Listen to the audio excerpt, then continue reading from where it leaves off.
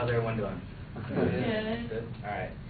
In Stamford, Connecticut, Carla Nash, she was pretty brutally beaten. She had her lips, her eyes cut off, her hands taken off, and this was all done by someone named Travis. I mean someone, I don't mean a human being. I mean a 200-pound chimpanzee, which happens to be a friend of hers that was a pet. Today I'm going to give you a few reasons and kind of persuade you why wild animals should not be kept as pets, and what the government should do to enforce the laws that they kind of have, which really don't go after people that have that keep them as pets, but really how they should come up with a law to enforce it or stop people from obtaining wild animals as pets. Now, according to the Humane Society.org, they kind of give a few reasons why animals should not be pets. One is caring for them. Caring for a wild animal is not caring for like a goldfish or any of those small animals. Despite what animal sellers tell people that buy these illegal animals, appropriate care for wild animals requires expertise, specialized facilities, knowledge about the animal, and lifelong dedication to the animal. Also, there's their nutritional needs. You can't just feed the wild animal anything. They have a certain diet that they're used to eating over generations of time that their ancestors ate. And their demands, like most animals, like they're not cats or dogs, so their demands are probably unknown. You know, dogs, cats, you can go to the store and buy dog or cat food, but if you have, let's say, a skunk as a pet, which some people do keep skunks as pets, you don't probably know how to feed them. There's another problem with keeping wild animals as pets is eventually that they grow up. And I know most people, when they see little bitty cub bears and little baby tigers, I know most people say, oh, that's cute, this and that, but they won't say the same thing to a grown tiger. They'll probably run away or, not such a good idea to get on that. So, as animals, as they grow, their instinctive behavior, it changes as they become adults, resulting in biting, attack, scratching, and when this happens, most owners don't really know what to do because they've outgrown their cage, so sometimes they release them into the wild, which is not a good idea because it can disrupt the local ecosystem in that surrounding area or habitat. Another problem, and how many of you guys see the movie Outbreak? Pretty much, two people. I mean, that movie is a little bit extreme. I mean, you know, that monkey that happens to have a disease and it escapes and some little girl keeps him as a pet. Well, that disease starts spreading around the population. Everybody is getting sick and dying. And it's just a terrible, terrible situation. So, like I said, wild animals, they carry diseases that are dangerous to people, and some of these diseases are like rabies, herpes, B, and salmonella. And herpes B is known to be fatal to humans. Okay. Another thing, like I said, wild animals, they're not like cats, dogs, which have already been domesticated. Wild animals, this domestication takes centuries.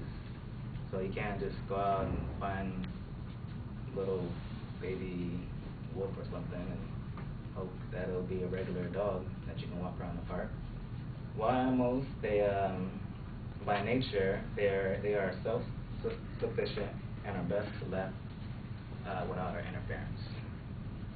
Also, taking wild animals out of their habitat threatens their survival.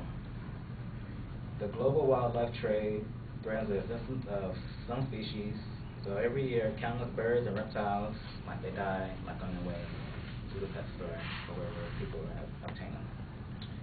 Now, there's an article by Will Travers, and the title of the article is called The Insanity of Keeping Wild Animals as Pets, and this was published just recently, February of this year, 2009. Here he states that, and this is kind of similar to what happened to this lady recently that got attacked by the chimp. he says, he states in this article, there was a couple, they bought a baby chimpanzee, there's also another chimpanzee, and they raised him since he was a baby. They treat him like as his own kid. And when they realized that they could no longer take care of him, they sent him to a refuge. And I thought it was kind of funny when I was reading it. One day I went to go visit him for his birthday. So they go inside the cage, and there's other chimpanzees in there, which I thought was kind of odd because there was a wild, even though the one that they brought up was probably wild now, being around those other chimps. They go in there, and both of them are pretty much beaten, and the guy, the husband, is almost killed. So that's another reason why I shouldn't keep wild animals as pets.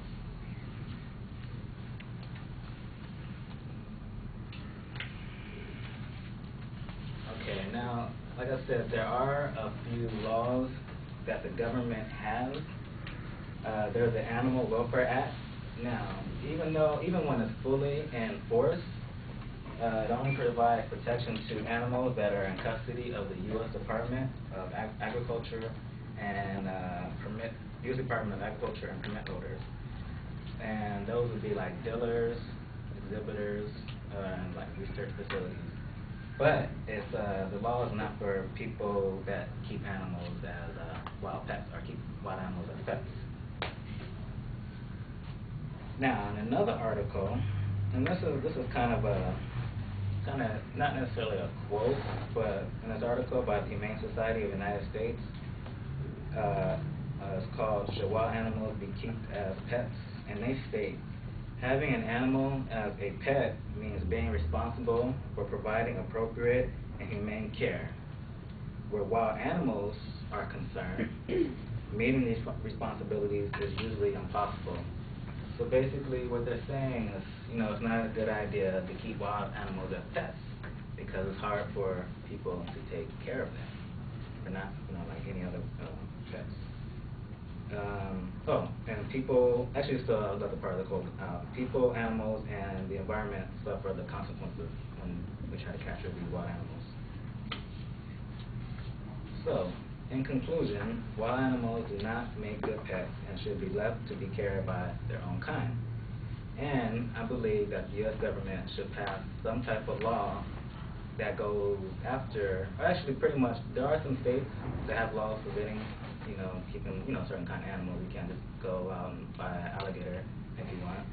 But I think they should pass a law to where if you're caught like with a wild animal, or just ban any wild animal completely.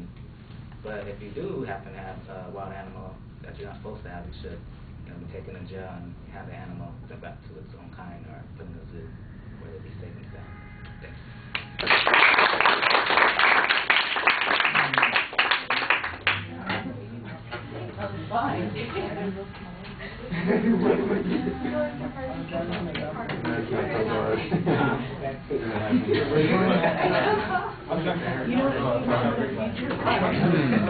David, what did you think? I thought the thesis was good. He cited everything pretty well. His eye contact with the audience was good. The structure, I got a little lost at the end. It might have just been me, but in the beginning I thought he had a good structure, and then at the end it kind of went all over the place to me. But overall, really good job. Okay.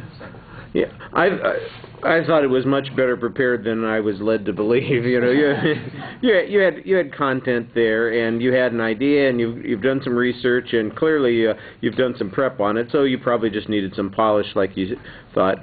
So maybe going ahead and speaking was not such a bad idea.